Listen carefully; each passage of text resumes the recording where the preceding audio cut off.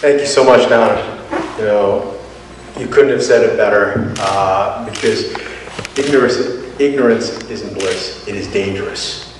And it's time that we, as residents of Rhode Island, have to stand up at the ballot box on November 6th. And I'm here tonight respectfully asking for your consideration, but most importantly, your vote on November 6th.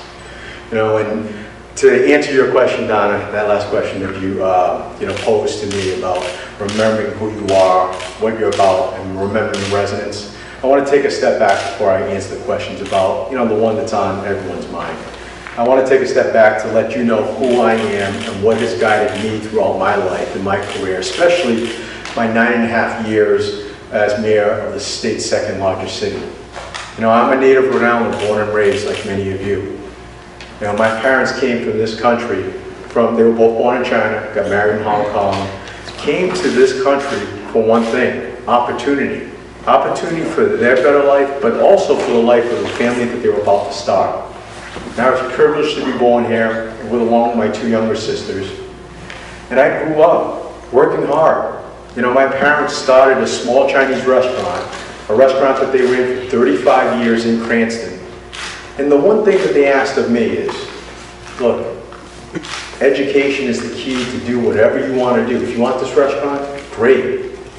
If not, this is America. You have that opportunity to do what you want in your life.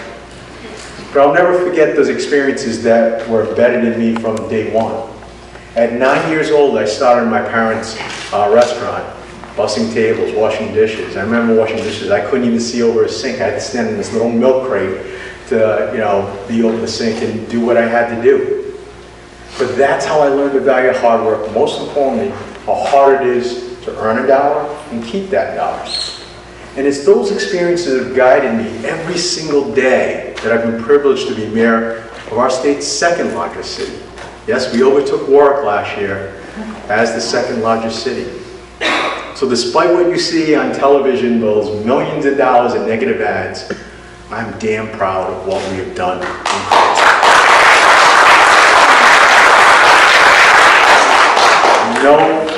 No one is going to distract from that. It's a great city.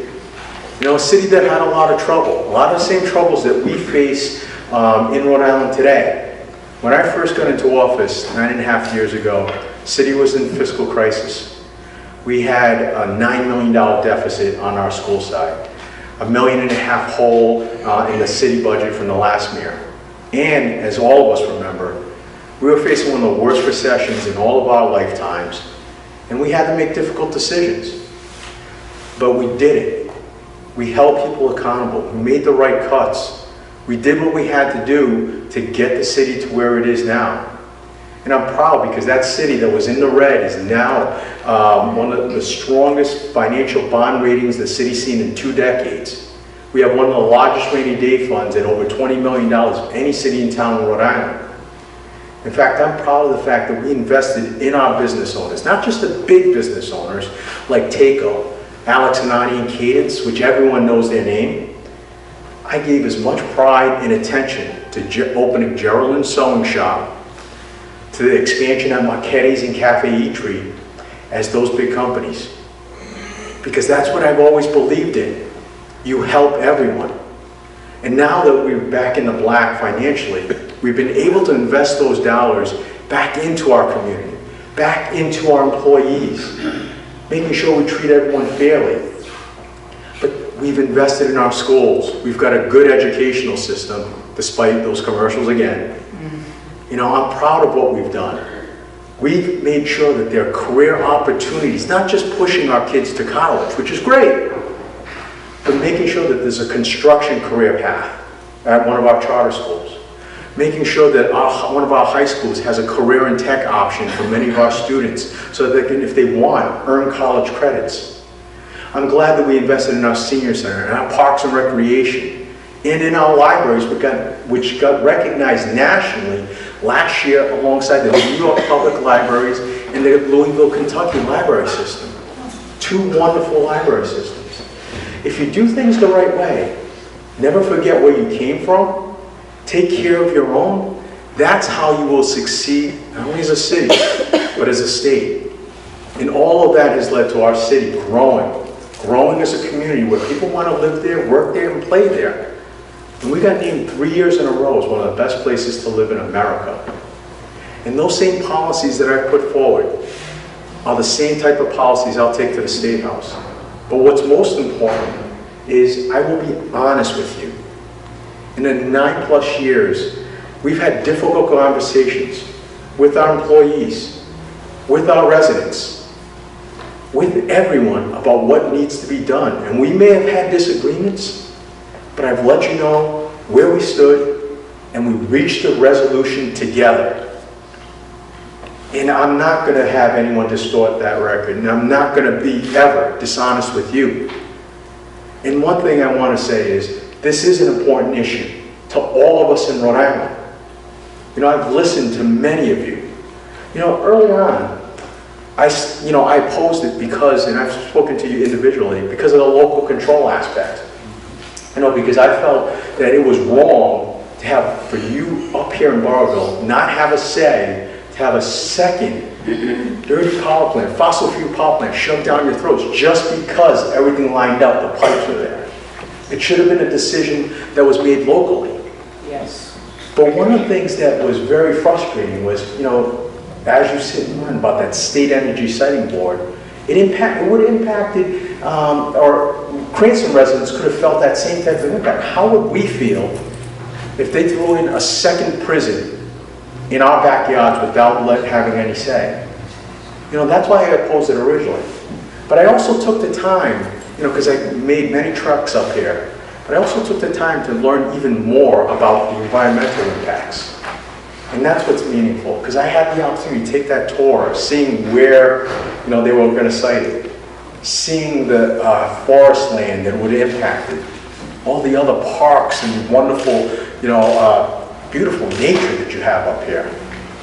You know, and that's what is important.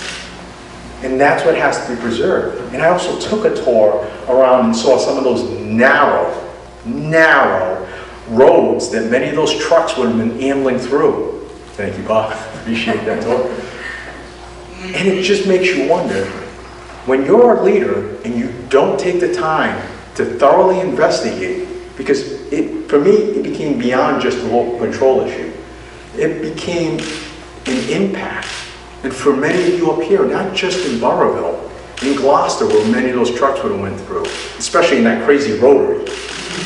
You know, don't get me started about rotaries, especially in Warwick.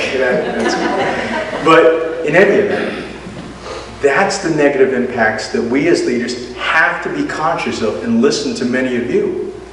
And I have listened, and that's why I stand with you saying I am opposed to that power plant. You deserve better.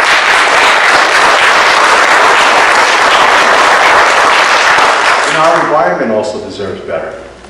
You know, just a few days ago, I was in front of the Audubon Society. Now that might be, you know, many of you might be thinking, what's a Republican doing in front? I'm not afraid to go in front of Audubon. In fact, not just this time, I went in front of them in 2014. Because I will put my environmental record up against this governor's any day. Yes. And it's not just talk. I've done it in Cranston. I've worked to preserve on the eastern side, Stillhouse Cove, which overlooks the bay, making sure we preserve that for all the neighbors there. We've worked to preserve farmland. Moreau Farm invested open space dollars to buy the development rights so that family can continue farming for as long as they wish and not have to, you know, face that conundrum that we're seeing with many farmers across our state selling their farms because it can be developed. That doesn't necessarily help a community when that happens, and certainly doesn't help, you know, the food chain and food supply throughout our state. And I'm also proud of even helping on the flooding situation that many of you probably here up in Burrillville hear about too, that always permeates what's going on in Cranston. In 2010, you know, those devastating floods, not one but two, that ravaged Cranston. Half our city was underwater. Our public safety guys were there for weeks, working countless hours, noon, night, lacking sleep, and I was out there with them, pulling people out of their homes. It was a dangerous situation. A lot of it was also man-made, because we have to learn from the mistakes that we've made in the past, where we built too close to sometimes our waterways. You know, and outside, and we were very fortunate, thanks to many of our hard-working public safety employees and city employees. Not a single life was lost. But we didn't forget the residents, you know, after the public safety crisis. As a mayor, as a leader, we stayed with them.